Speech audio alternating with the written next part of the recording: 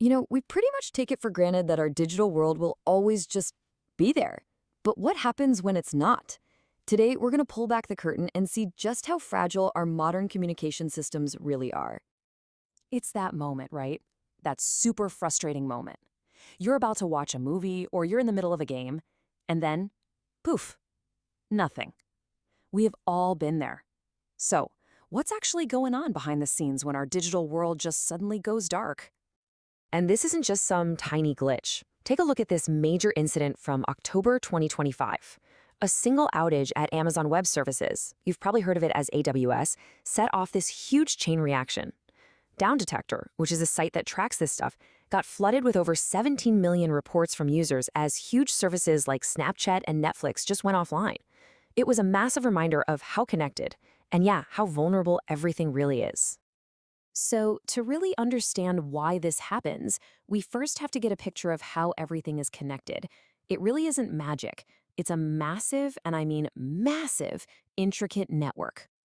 I think this is just a perfect way to picture it. We talk about the cloud like it's some invisible thing floating up in the sky, but the internet is actually a physical thing, a web of cables and servers.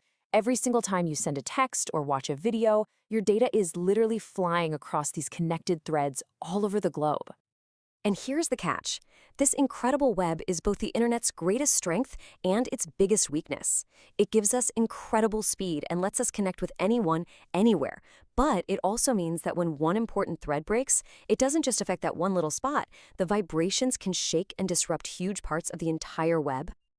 Okay, so let's dig into the core of the problem. We've kind of boiled it down to three fundamental flaws that make our modern communication systems so surprisingly breakable.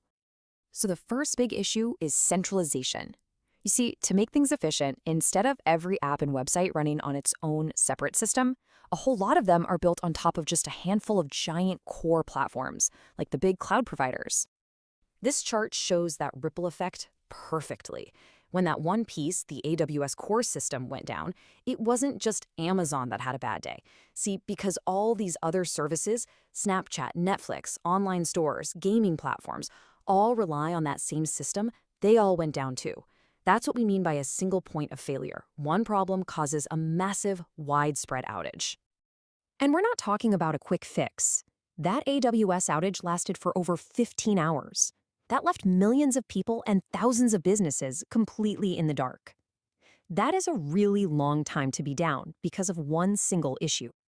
Now, the second flaw isn't about how the system is designed, it's about active threats from the outside. Our critical infrastructure, the systems that run our power grids, our water, and our communications, is under a non-stop barrage of digital attacks.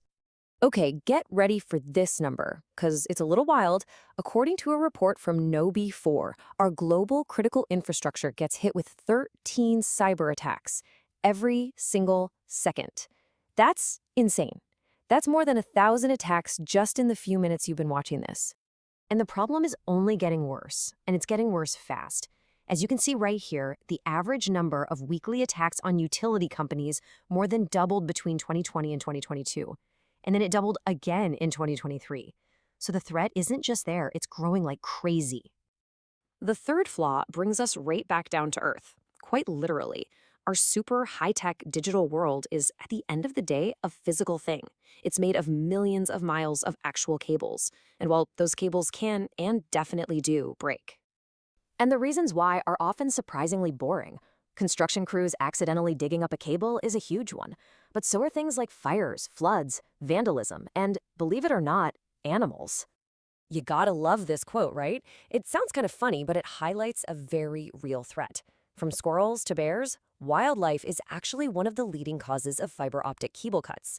Who knew our digital superhighway could get taken out by a rodent looking for a snack? Okay, so the system clearly has its weak spots, but it's not all bad news.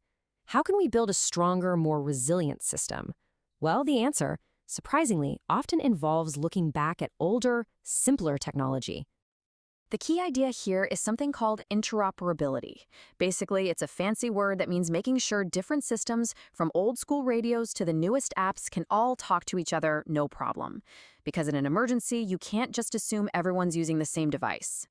And, we learned why this is so important the hard way. During 9/11, different fire and police departments couldn't talk to each other because their radios weren't compatible. During Hurricane Katrina, entire communication networks just got wiped out. The solutions are things like modern tools that bridge those technology gaps and just having good old backup systems ready to go. Professionals actually use a simple but really powerful framework for this, called a PACE plan. First, you have your primary system. That's your everyday network. If that fails, you switch to your alternate, maybe something like satellite phones. If that fails, you have a contingency, like land mobile radios. And if everything goes wrong, you have an emergency plan. It's all about having layers. So, what's the big takeaway from all this? How should we think about this digital world that we rely on so much? I think the most important thing to remember is this. Our digital world is not magic.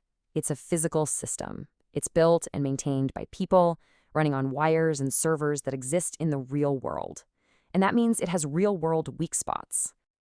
And the scale of those vulnerabilities is just huge. I mean, look at this number. Over 420 million attacks on our critical systems in just a single year. Understanding this fragility isn't about being afraid. It's about appreciating the incredible amount of work it takes just to keep everything running smoothly. But as the CEO of KnowBe4, Stu Showerman, says, we are not powerless here. Not at all. Understanding the risks is always the first step. By building a culture that cares about security and resilience, from the biggest companies all the way down to us as individuals, we can make this whole web a lot stronger. And all this kind of leaves us with a final question to think about. As our technology gets more and more complex, are our systems just naturally going to become more fragile? Or can we actually learn from all these weak spots to build a future that's truly more resilient? It's definitely something worth thinking about.